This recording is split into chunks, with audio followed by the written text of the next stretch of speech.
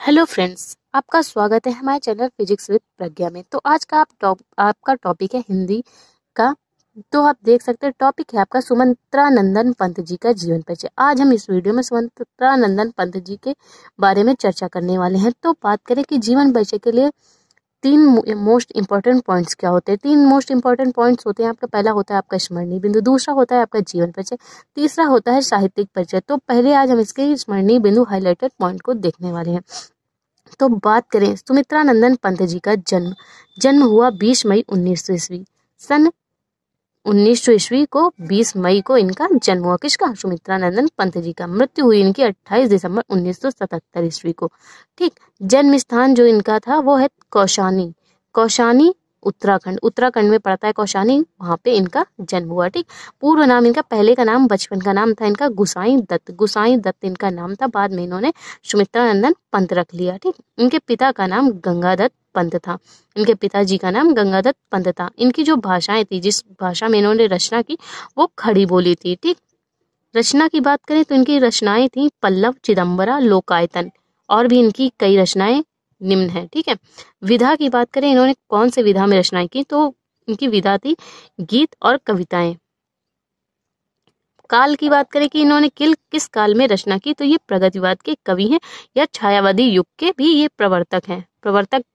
प्रवर्तक जयशंकर प्रसाद जी, ये उनके छायावाद के स्तंभों में से एक हैं। इन्होंने भी छायावाद में बहुत योगदान दिया है। ठीक है।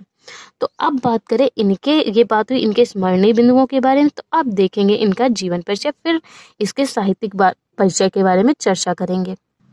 तो कविवर पंत जी का जन्म उत्तराखंड के कौशानी नामक ग्राम में सन 20 मई सन 1900 ईस्वी को हुआ। कब हुआ? कविवर पंत जी का जन्म उत्तराखंड के कौशानी ग्राम में 20 मई 1900 ईस्वी को हुआ था। ठीक है। जन्म से कुछ घंटे पश्चात, 6 घंटे पश्चात ही इनकी माँ का क्या हो गया था? देहांत हो गया, जिसके कारण इनकी जो दादी थी, दादी ने ही इनका पालन पोषण किया। इनका पालन पोषण इनकी दादी ने किया। 7 वर्ष की आयु में ही, जब ये 7 वर्ष के थे और चौथी क्लास में थे, तो इन्होंने एक छंद की रचना की। ठीक है। तो सोच सकते हैं आप कितने प्रतिभावान रहे होंगे जो 7 वर्ष की आयु में और चौथी कक्षा में ही इन्होंने छंद की रचना की। इनके बचपन का नाम गुसाई दत्त था। बचपन का नाम क्या था? गुसाई दत्त। तथा उच्च कक्षा में प्रवेश के लिए जब ये अल्मोड़ा गए, कहाँ गए? अल्मोड़ा, तब इन्होंने अपना नाम बदलकर क्या रख लिया? सुमित्रानंदन पंत रखा। इसके बाद इन्होंने म्योर सेंट्रल कॉलेज इलाहाबाद, कहा? म्योर सेंट्रल कॉलेज इलाहाबाद में प्रवेश लिया। कहाँ पे प्रवेश लिया? इलाहाबाद में इन्होंने प्रवेश लिया।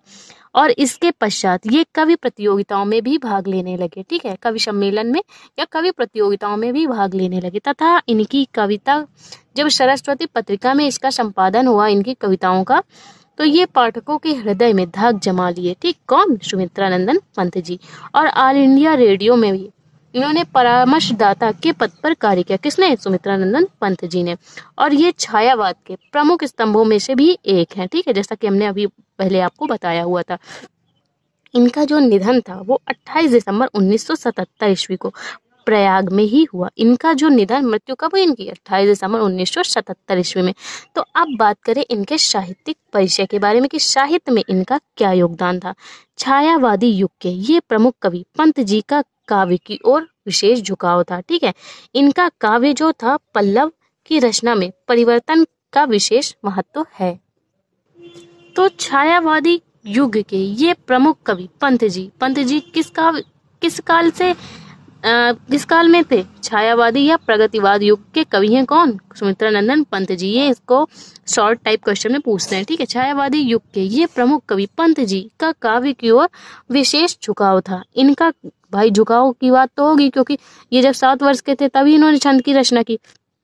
इनका काव्य पल्लव, जो इनका काव्य है पल्लव की रचना में जो परिवर्तन है, परिवर्तन आपका चैप्टर 12th में है परिवर्तन, तो उसमें इनका विशेष महत्व। इन्होंने परिवर्तन के बारे में सजीव वर्णन किया, बहुत अच्छा वर्णन किया। ठीक है।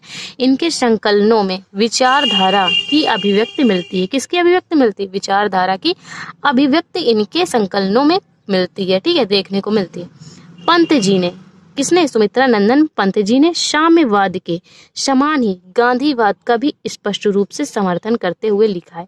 पंत जी ने साम्यवाद के समान ही गांधीवाद का भी स्पष्ट रूप से समर्थन करते हुए लिखा है, क्योंकि ये इनके गांधी जी जब आंदोलन कर रहे थे उस समय भी ये थे, तो उसी गांधीवाद को इन्होंने अपने संकलनों में रखा है। तो क्या लिखा है आप देख सकते हैं।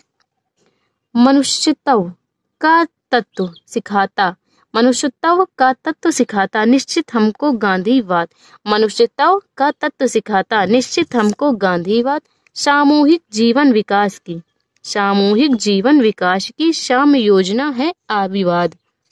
मनुष्यता का तत्व, मनुष्यता का तत्व सिखाता हमको निश्चित हमको गांधीवाद, सामूहिक जीवन विकास की साम्य योजना अभिवाद। ये इन्होंने गांधी जी के उपलक्ष्य में गांधी जी के जो गांधीवाद था उसका भी स्पष्ट रूप से समर्थन करते हुए ये दोहा उन्होंने उनके उसमें लिखा है। ठीक है, तो ये बात हुई सुमित्रानंदन पंत जी के जीवन परिचय के बारे में। तो अभी आपने देखा इनका स्मरणीय बिंदु, जीवन परिचय और साहित्यिक परिचय। तो अगर आपको वीडियो अच्छा लगा तो प्लीज वीडियो को लाइक और हमारे चैनल को सब्सक्राइब करें। इसी तरह के टॉपिक्स हम लाते रहें, इसके लिए आप चैनल को हमारे सब्सक्राइब करें। Thank you for watching this video.